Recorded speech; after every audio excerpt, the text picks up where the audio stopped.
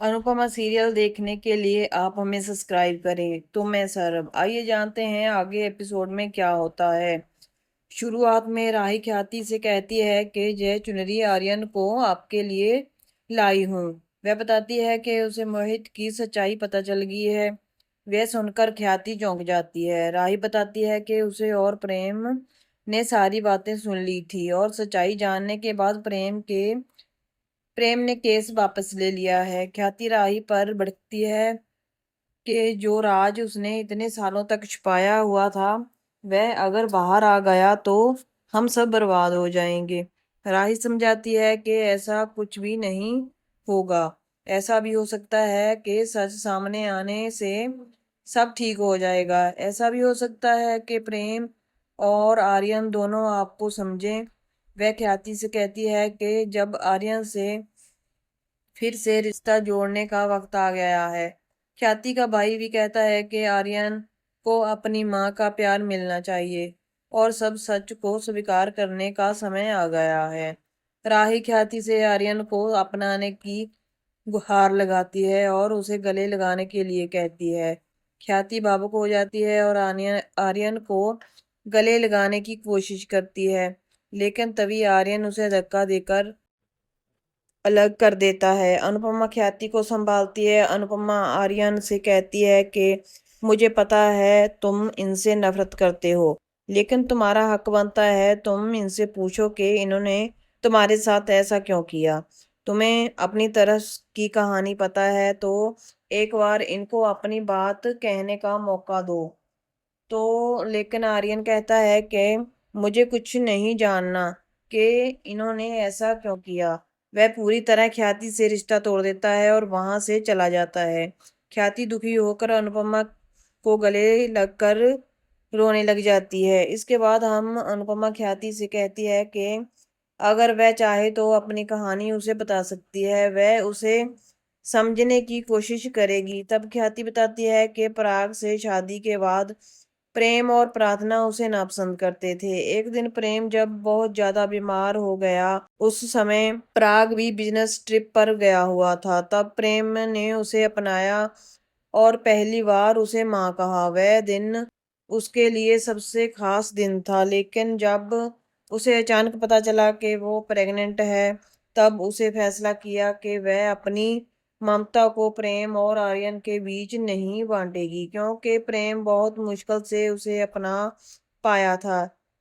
इसीलिए उसने बहाना बनाया कि वलसाड जाकर आर्यन को जन्म दिया और उसे अपने भाई के पास छोड़ दिया। वह कहती है कि प्रेम को लगता है कि गायत्री की आत्महत्या उसकी वजह से हुई है, लेकिन ऐसा नहीं है। गायत्री को डिप्रेशन की गंभीर बीमारी थी और उसकी वजह से उसने ऐसा कदम उठाया था। उसने प्राग से शादी भी इसलिए ही की थी ताकि प्रेम और प्रार्थना को माँ की कमी महसूस ना हो। ख्याति कहती है कि उसे अब लगने लगा है कि वह एक अच्छी माँ नहीं है। यह कहते हुए ख्याति रोने लग जाती है। इसके बाद अनुपमा ख्याति को हिम्मत देती है और कहती है कि उसे यह सच अपने परिवार को बता देना चाहिए। ख्याति को कुठारियों का सामना करने से डर लग रहा था, लेकिन अनुपमा और राही उसे पूरा साथ देने का वादा करती हैं। दूसरी तरफ लीला बापूजी से कहती है कि अनु की रसोई से मसाले लेकर आए, लेकिन राघव और जानकी से बात ना करें। वह सुरक्षा के लिए उनको बेलन देती है और बापूजी कहते हैं कि अगर इतना ही जरूरी है तो वह खुद ही जाकर मसाले ले आए। दूसरी तरफ अनुपमा ख्याति और राही को लेकर कोठारी हाउस पहुंचती है। वे देखती है कि पराग प्रेम और आर्यन के साथ होता है। ख्याति अंदर जाने लगती है, लेकिन तभी पराग गुस्से में कहता है कि एक भी कदम अंदर मत रखना। ख्याति ख्याति हैरान हो जाती है और अनुपमा को वनराज की याद आती है। वह ख्याति से कहती है कि अंदर आए, लेकिन पराग उसे रोक देता है। राही पराग से गुजारिश करती है कि ख्याति की बात सुने। राही पराग से कहती है कि मैं जानती हूँ कि आप नाराज हैं और आपको नाराज होने का पूरा हक है, लेकिन माँ को भी अपनी बात रखने का पूरा हक है। तभी पराग गुस्से में कुर्सी को पीछे फेंकते हुए कहते हैं और चलाकर कहता है, कौन सी माँ, अब कहने और सुनने को बचा ही क्या है। पत्नी राजदार होती है, राज रखने वाली नहीं। जहां मैं अपने एक बेटे के लिए तड़प रहा था और वहां पर मेरा दूसरा बेटा मेरे लिए तड़प रहा था। पराग राही से कहता है कि इस औरत से कहो कि अभी इसी वक्त इस घर से चली जाए। लेकिन राही कहती है कि माँ अपनी बात रखे बिना इस घर से कहीं नहीं जाएगी। इनकी क्या मजबूरी थी, क्या वजह थी, यह सब कुछ बताएगी और आपको ये सुनना पड़ेगा। तभी प्रेम राही से कहता है कि इन्होंने तुम्हें कोई मनगढ़ंत कहानी सुनाई होगी और तुम इनकी बातों में आ गई। राही कहती है कि यह कोई कहानी नहीं है, यह सच है। प्रेम कहता है कि इन्होंने जो किया है वह गलत किया है और इसमें कोई सफाई देने की जरूरत नहीं है। राही कहती है कि तुम्हारी नज़र में यह मुजरम है, लेकिन मुजरम को भी अपनी सफाई देने का मौका मिलता है, तो इन्होंने भी अपनी सफाई देने का मौका मिलना चाहिए। बहस करते हैं, तभी अनुपमा उन्हें रोकती है और चलाती है, कहती है कि बात करो, झगड़ा मत करो। प्रेम कहता है कि आप भी एक माँ हो, आप बताइए, क्या एक माँ अपने बच्चे को इस तरह दूर कर सकती है? अगर कोई माँ ऐसा करती है तो वह माँ कहलाने के लायक नहीं है। अनुपमा कहती है कि कोई भी फैसला लेने से पहले पूरी बात जान लो। हो सकता है कि सच जानने के बाद तुम्हें तुम्हारा बोले हुए पर पछतावा हो। इसी बीच मोटिबा कहती है कि अपने बच्चों के लिए माँ भगवान से भी लड़ जाती है और यह एक मजबूरी से नहीं लड़ पाई। इसमें पूछिए कि इसी कौन सी मजबूरी थी कि जिससे इसने एक माँ को कुमाता बना दिया। गौतम भी कहता है कि लोग ऐसी हरकतें तब करते हैं जब बच्चा नाजायज हो, लेकिन आर्यन तो जायज है, फिर इसके बारे में सच क्यों छुपाया। अनुपमा कहती है कि हर माँ एक जैसी नहीं होती। आप इनको दोषी मान रहे हैं, लेकिन इनकी बात क्यों नहीं सुन रहे हो? आप सब ने पहले आर्यन की झूठी बातों को सच मान लिया था, जबकि आप उसे जानते भी नहीं थे। तो एक बार इनकी बात भी सुन लीजिए, इसके बाद आपको जो कहना है कह दीजिए। तभी मोटी बा अनुपमा से कहती है कि वह उनके पारिवारिक मामलों में दखल अंदाजी ना करें। इसी बीच अनिल कहता है कि आर्यन ने हम सबको सब कुछ बता दिया है।